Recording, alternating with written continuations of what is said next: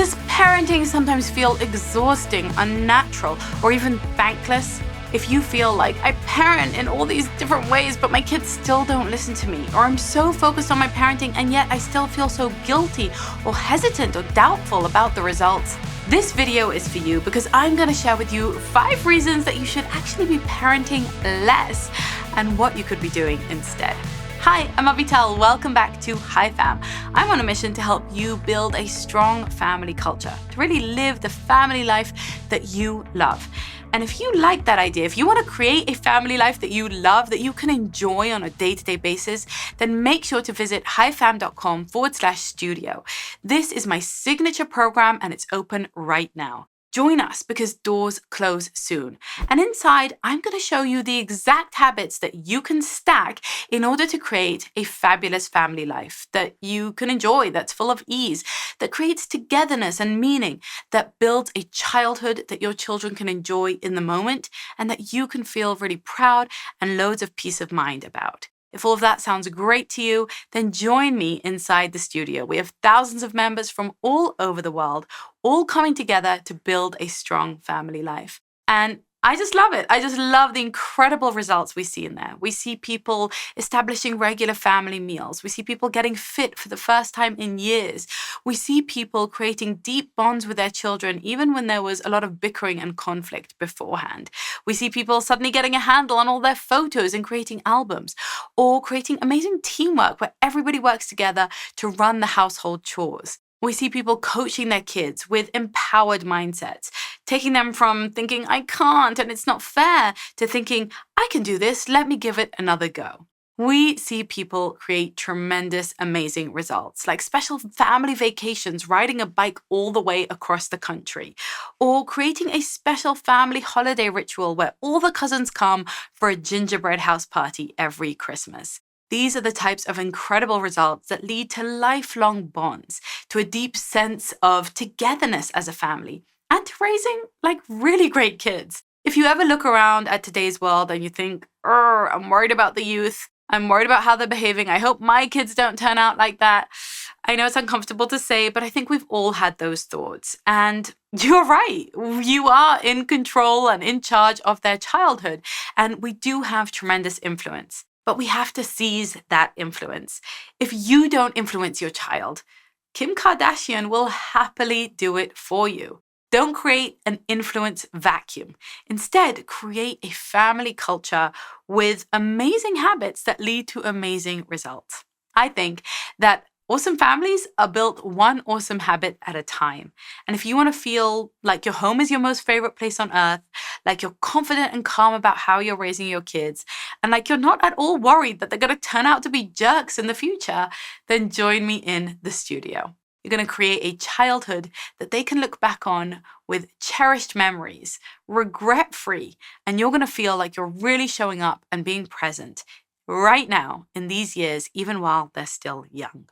And all of that leads me into why I think you should parent less. Let me tell you, when I was tossing and turning awake at night feeling guilty because I wasn't parenting right, I was sure that I had damaged my children somehow, I was traumatizing them for life. That time that I yelled, or the fact that that one sleep trained, or my baby cried, all of that meant that I had done some terrible thing and that I wasn't a worthy or good enough parent and that I was causing them lasting damage. That was kind of where my mindset was at, and I was guilt-ridden and full of shame and trepidation. I felt hesitant and doubtful. Today, I know that that is not good for kids to have a parent who's so insecure and unsure about what they're doing and constantly relying on experts and books and, everyone else to tell them how to do it. Today, if you look for answers about your child's behavior, for example, you're going to get answers that are all focused on parenting. In fact, I've heard parenting experts and gurus, PhDs, psychologists, etc., say things like,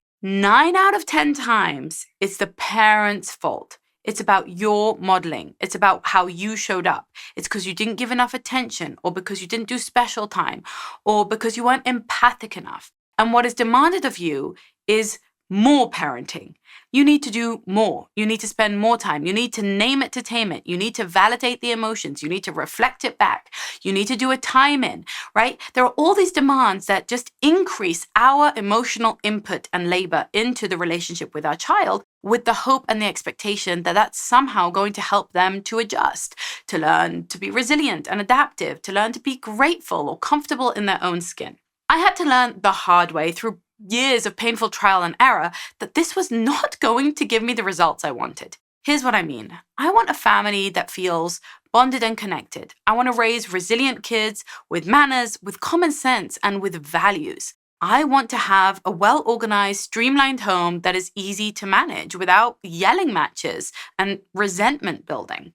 I want to have amazing memories, fun meals together, campfires, days at the beaches with special stories or, inside jokes. I want to feel like there's a sense of belonging in our family. And the truth is that more and more parenting won't get me any of those things.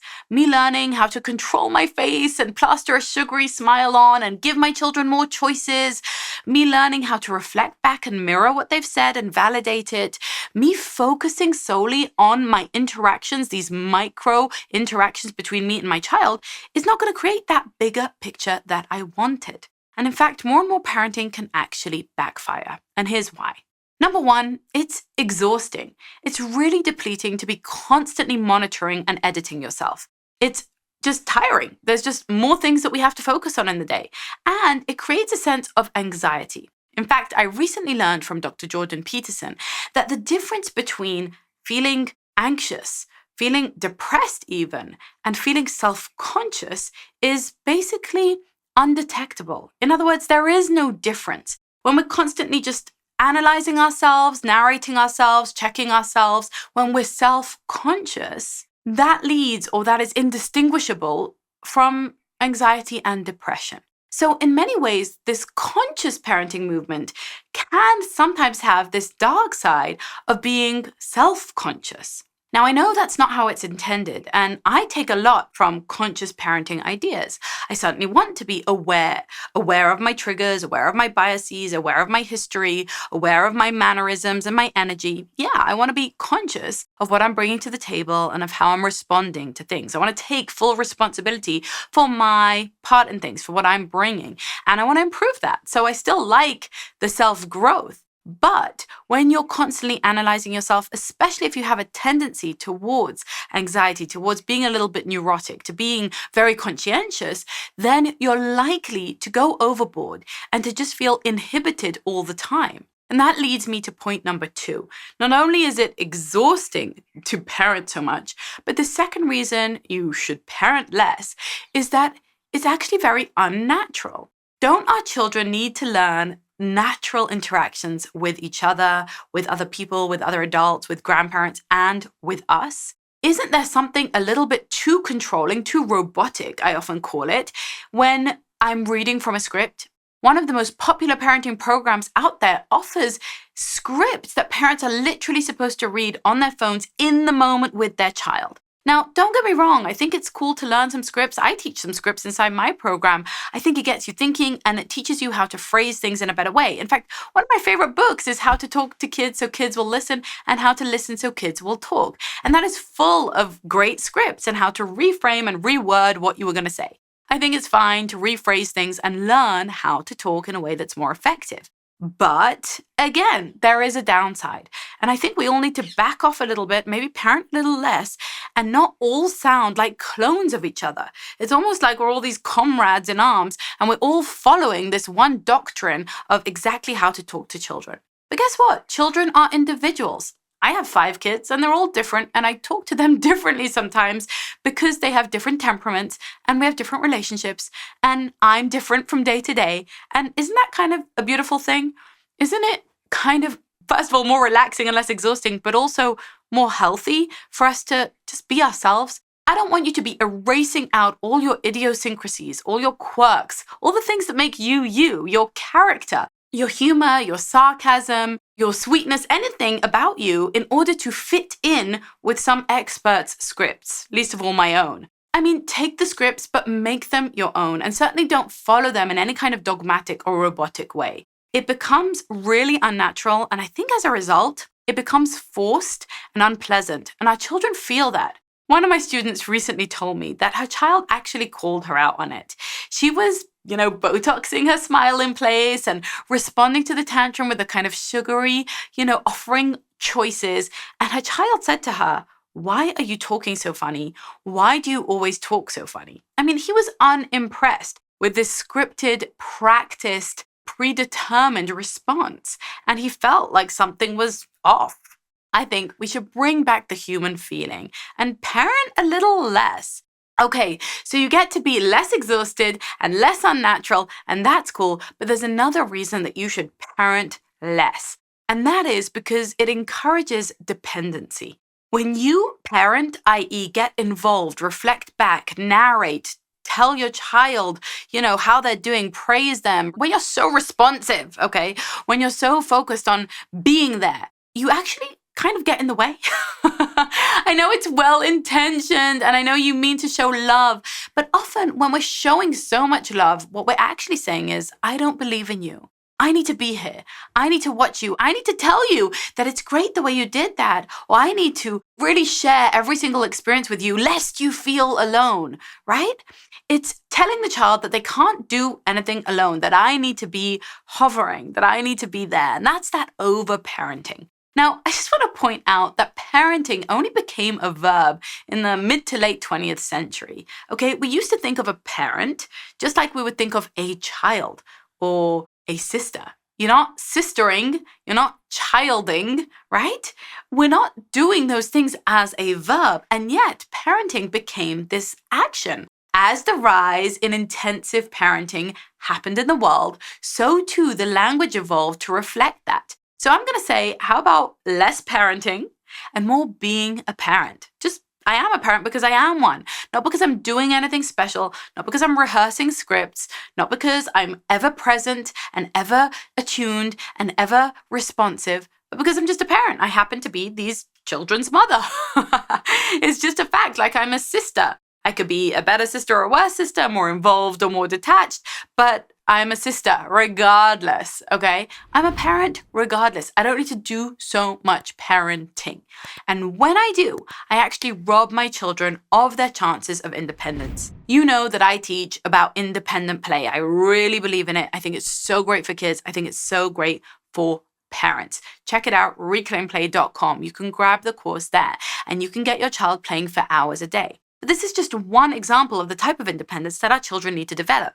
It's a good example because they can develop it at such an early age. Even as a baby, they can have that type of independence. But if you're so busy parenting, are you giving your children the independence to make friends when they're 6 or 7 without you interfering, narrating, helping, mentoring, and mediating, right? Are you giving your 12-year-old the independence to figure out school, to fail at homework, to put themselves out there? Are you giving them independence if you're so busy parenting? It's a good question to ask yourself. So basically, doing so much parenting actually steals the accountability and the ownership and the agency out from under our children. It robs them of their opportunities for independence. But that is not all. Here is another reason to parent less. Number 4, overparenting or parenting more creates fragility. Yep, just like it creates dependency, it also creates fragility. In other words, the inner sense that I can't handle things, that it must be too much for me, that I can't do it by myself, that I can't overcome, adapt, grow, evolve, and meet my challenges. Instead, I need mommy to do it for me, with me, to narrate and mediate, to be ever present and ever involved. When you are overparenting and you're so focused on this interaction, well, how did it make you feel? And then what did you do? I'm here for you, right? All of those kind of scripts that we're told to insert into the relationship can sometimes crowd out any responsibility placed back on the child. The ability to give them both the independence and the space to also fail and make mistakes. When we overparent, we tend to overprotect. Let me say that again. When we overparent, we tend to overprotect. That's our natural adult inclination. We want to keep our kids safe, sue us. But the truth is that that's not good for them. They need to be able to fall down and graze a knee, to get socially rejected, to make mistakes, to fail to hand in their homework. They need to learn from life's trials and tribulations, the actual reality of natural consequences, of logical consequences, of cause and effect. And if you are parenting so much, then you are constantly coming between them and the world. You're like this barrier, this filter, this buffer that's always going to soften every blow, that's always going to absorb the shock and then make it more palatable. You're going to digest it for them first and only then pass it on to them. Now, that's appropriate when you're breastfeeding a newborn, but it's not appropriate when you're raising a 5-year-old, a 7-year-old, a 15-year-old. At that point, they need to digest their own food, and they need to be able to digest their own challenges in life. Hey, if raising a resilient kid is something that really speaks to you, if you look around and you think, oh no, kids today are fragile, I don't want that for my children, join the studio. That is where we learn exactly the coaching, the teamwork, the expectations, the structure, the habits that it takes to raise a kid with a strong backbone, with broad shoulders, with a tender heart, and with an open mind. And this is something I'm so passionate about. I can't wait to see you on the inside. So make sure you go to highfam.com/the studio and join today. And now the final and perhaps most important reason that you should parent less, and that is because it's the wrong focus. Listen, parenting, in other words, those interactions that we have with our children, the talking to them, the reflecting, the emotional and social learning that we do with them, the sitting with them, the holding space, the validation, those long conversations, all of those things, they might be great. I have my beefs with some of them, but overall, it's stuff that I do with each one of my 5 children. I certainly think a lot about being there for them and interacting with them. However, the truth is that you could be focused on that from now until the end of time, and you would still not create a family life you love. You would still not really enjoy your family home. And the reason is because it's entirely the wrong focus. Let me put it this way. If you are following all the scripts, you're doing the how to talk so kids will listen, you're doing the peaceful parenting, the conscious parenting, the attachment parenting, you're doing all that stuff perfectly. Imagine you were getting 100%, an A grade, right? Which of course is impossible, but imagine you were. You would still find that there are so many areas, in fact, I would say about 90% of areas in the home that aren't getting addressed. And that's because a family life is actually built up of the habits of the home. What are the habits in the home? If we're eating a family meal together regularly, if we're getting outside in nature regularly, if we move our bodies, if our home is well organized and streamlined, if our schedules are synced up and they make sense and it flows, if our routines are established and we have peaceful bedtimes, if we have special things that we gather around like our albums or our campfires or our special family vacations, if we create a sense of belonging in our community and we're connected to neighbors and friends and extended family, if we have great teamwork, if we have great coaching, these are the types of things that make up a family life. Not the minutia of the interactions of how you exactly responded when your child said, X, Y, or Z. Those things, getting the child to put on the shoe, getting the child to tidy the room, being upset because they're having a fight. Those things are a big chunk of parenting.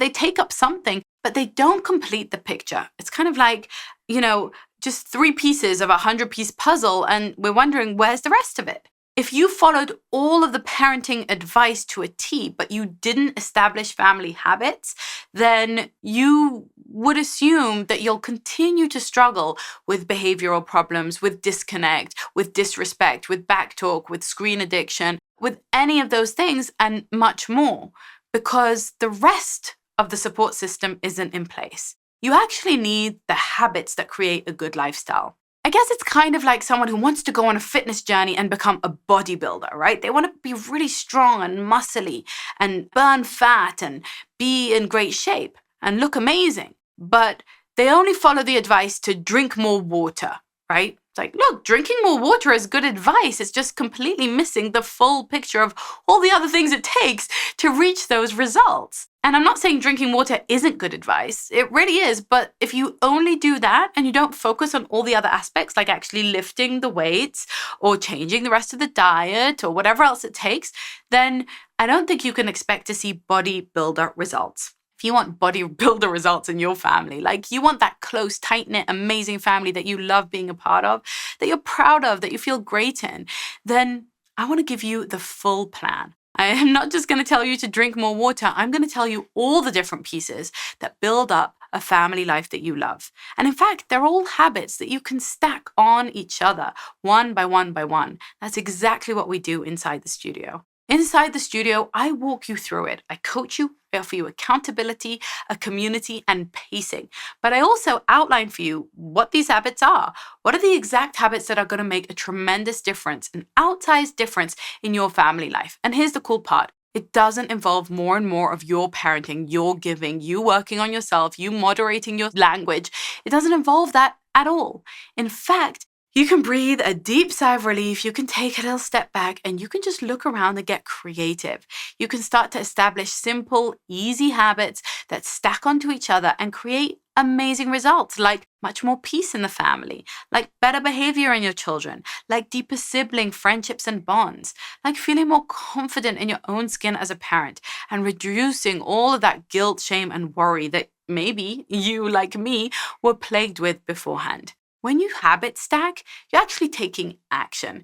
You're not so focused on yourself and creating the anxiety and worry and self-consciousness, but instead you're out there in the world. You're really making difference. You're taking action in your real life. Contrast that to scrolling and reading mommy blog after mommy blog, book after book, just continuously consuming the content, but never actually creating the changes in your life. Inside the studio, in fact, it's called the studio because we create. It's a place to create. A studio is a place where you go, you roll up your sleeves and you make it happen. You get the results. You don't just talk about them or read about them, but you actually transform the way your family operates on a day-to-day basis. You make your home your most favorite place on earth.